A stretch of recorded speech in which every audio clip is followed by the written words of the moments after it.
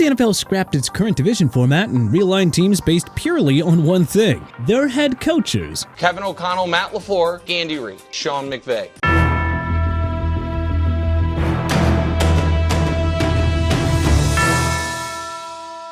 So forget about East, West, North, and South. We're shuffling the NFL deck into divisions based purely on the profile and vibe of their head coaches. The consistently good coach that somehow only has one ring from over a decade ago division. John Harbaugh, Pete Carroll, Mike Tomlin, Sean Payton. These four are certified legends. There is no debate about that. Harbaugh turned the Ravens into perennial playoff contenders and even won a ring over his brother Jim on the grandest stage of them all. Carroll, on the other hand, built the Legion of Boom in Seattle and nearly turned it into a dynasty. Tomlin, well, the guy has never even had a losing season. And Peyton basically dragged New Orleans out of football hell by revitalizing Drew Brees and unleashing his full bag of creative play calls over his extensive tenure with the Saints. They have all got over 150 career wins, multiple playoff berths, deep postseason runs, and each has a ring to show it. It's kind of wild how guys this good, this consistent, and this respected just haven't been back to the mountaintop. Kinda speaks to just how challenging it really is to win a Super Bowl. Fiery ex-NFL player now coaching the team that they used to bleed for division. Here we got Jim Harbaugh, Dan Campbell, DeMeco Ryans, and Mike Vrabel. And this group right here, well, they're not just head coaches, they are former gridiron warriors turned sideline generals. Jim Harbaugh is back in the NFL, this time taking the reins of the Los Angeles Chargers, a franchise that has historically been allergic to winning in the playoffs. But if there's one guy who can punch this team into shape, it's Harbaugh. He is intense, he is no nonsense, and he knows how to build a winning culture. And then there's Dan Campbell, who is motivation and guts personified. After a grind of an NFL career, one that included his time on the 0-16 Lions team, he's now bringing his grit and toughness to sidelines, and he's got the Motor City believing again. He could ask his players to run through a brick wall, and they'd do it twice without thinking. And DeMeco Ryans, well, he's the calmest storm of the bunch. He was the heart of the Texans defense, and now he's come full circle as their head coach, and it looks like he might really be building something special down in Houston. Lastly, Mike Vrabel. The man was an absolute force to be reckoned with the Patriots back in the day. Played linebacker, terrifying opposing players, and even scored touchdowns as a goal line tight end. After a successful stint in Tennessee and a brief hiatus when the organizational dysfunction pushed him out, he is now back in New England and ready to reset the culture post-Belichick and Brady. What ties these guys together isn't just their playing past, it's the way that they carry that intensity into every snap as head coaches. And that would make this division absolutely electric to watch. New at head coaching, but the hype is already real division. Ben Johnson, Aaron Glenn, Mike McDonald, and Liam Cohen.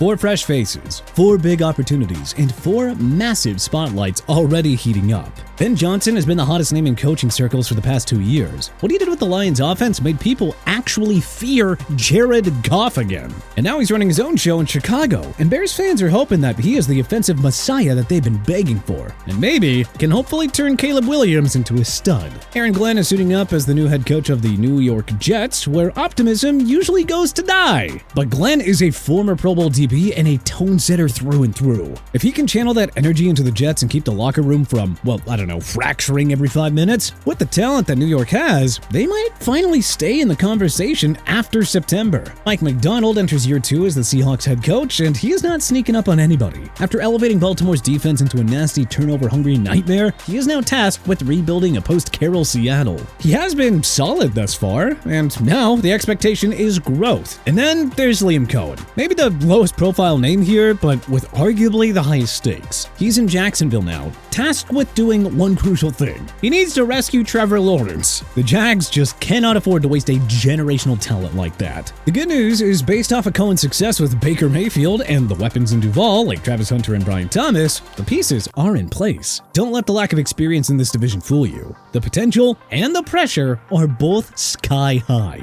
The close but no cigar division. Kyle Shanahan, Dan Quinn, Sean McDermott, and Zach Taylor. These guys have gotten so close to the mountaintop, only to watch the summit crumble beneath their feet. Starting with Kyle Shanahan, who is the undisputed king of almost. He has made multiple Super Bowl appearances, orchestrated some of the most beautifully designed offenses that we've ever seen, and yet that trophy case is still hauntingly empty. It started as an OC with Atlanta, when he fell on the sword for the 28-3 meltdown. Speaking of 28-3, Dan Quinn knows that pain all too well. He was the head coach of that infamous Falcons team, and while he's got Washington looking nasty, seemingly out of nowhere, he is still chasing that redemption arc. And then you got Sean McDermott, Buffalo's sideline general during the Josh Allen renaissance. He finally broke the Bills' playoff curse, turned them into perennial contenders, and has a rabid fan base behind him. But when it mattered most, it always seems like the lights are maybe just a little too bright, especially when he squared off against the Chiefs. And then last but not least, we got Zach Taylor, the guy who brought the Bengals to the Super Bowl. He helped take a team that had been the league's running punchline and actually made them dangerous. Yet, 2 seasons later, it's starting to feel like a bit of a lightning in a bottle situation. These four have been right on the doorstep of greatness. But until that Lombardi trophy is actually in their hands, well, they're living in the NFL's purgatory. Promoted assistants who are totally doomed by their dysfunctional teams division. Kellen Moore, Brian Callahan, Dave Canales, and Brian Schottenheimer. Let's be honest, taking a job in this division is less of an opportunity and more of a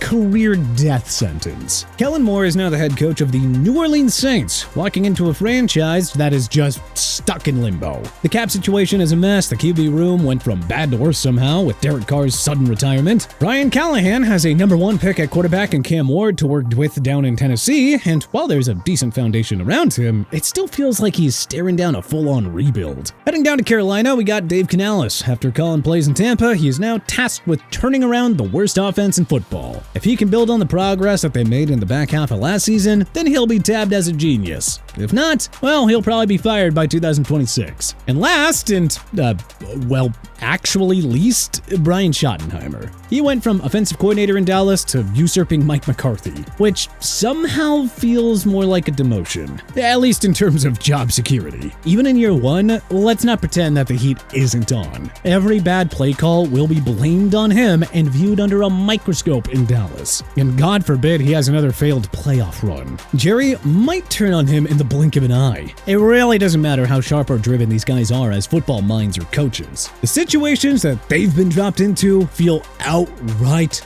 unwinnable. And honestly, I'm wishing them the best. It literally doesn't matter who the quarterback is, this offense still cooks division. Sean McVay, Matt LaFleur, Andy Reid, and Kevin O'Connell. This right here is the top shelf of coaches when it comes to offensive concoctions. Sean McVay is the modern gold standard. He made Jared Goff into a franchise quarterback. He won a Super Bowl with Matthew Stafford, and he always finds a way to keep the Rams scoring when backups get slotted in. Matt LaFleur quietly became one of the most underrated play callers in the league. He seamlessly transitioned from the Rodgers era to Jordan Love. And as we saw with how he managed Malik Willis last year when Love went down, it just doesn't matter who's under center. Kevin O'Connell's the same way. If you need proof, look no further than the Sam Darnold project that took place last year. He turned a castaway into a bona fide star. And of course, the head honcho of the division, Andy Reid. He is a one-man offensive blueprint. Yes, he has Mahomes now, but let's not forget the pre-Mahomes era when he had Alex Smith winning 12 games and throwing 26 touchdowns like it was nothing at all. And of course, everything that he did with Donovan McNabb back in the day. Not the problem, but not really the solution either division. Raheem Morris, Shane Steichen, Jonathan Gannon, and Brian Daboll. This division is headlined by a group of okay to solid coaches, but none feel like they're dragging their franchise to greatness anytime soon. Raheem Morris steps back into a head coaching role with Atlanta, where he was the interim guy in 2020, to lead a team that somehow has elite weapons and has no idea how to actually use them. Morris is smart, calm, and respected by players. But unless he can make this offense functional on a regular basis, none of that's gonna matter. Shane Steichen deserves props for keeping the Colts competitive with a rotating QB room. I mean, he's got Anthony Richardson now, and the upside is massive. But we haven't really seen it all click yet. It feels like he's good, but not great. And then there's Jonathan Gannon, who has brought some sort of attitude and culture to Arizona, but he is still struggling to really unlock Kyler Murray, which, to be fair, is a pretty tough nut to crack. And lastly, we got Brian Daboll, former head coach of the year, and now Giants fans are beginning to wonder if he was just a one-hit wonder. If the QB isn't playing like Superman, everything falls apart division. Here we got Mike McDaniel, Nick Sirianni, Todd Bowles, and Kevin Stefanski. Their depth charts are littered with great skill players, but if the quarterback play falls apart, well, the wheels fall off. Mike McDaniel's offense in Miami is explosive when Tua is in rhythm, but take away timing, force him off script, or heaven forbid he misses time, then oh boy,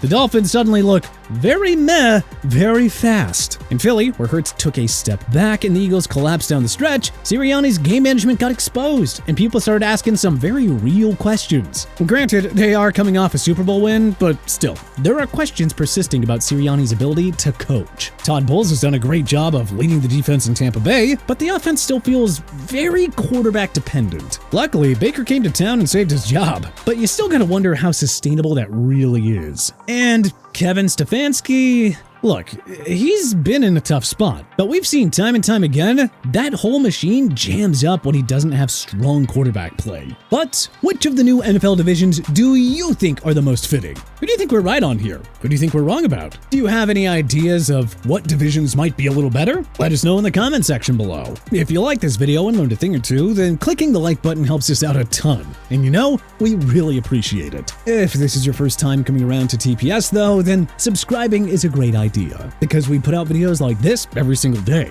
But as always, thanks for watching, and we'll see you guys next time.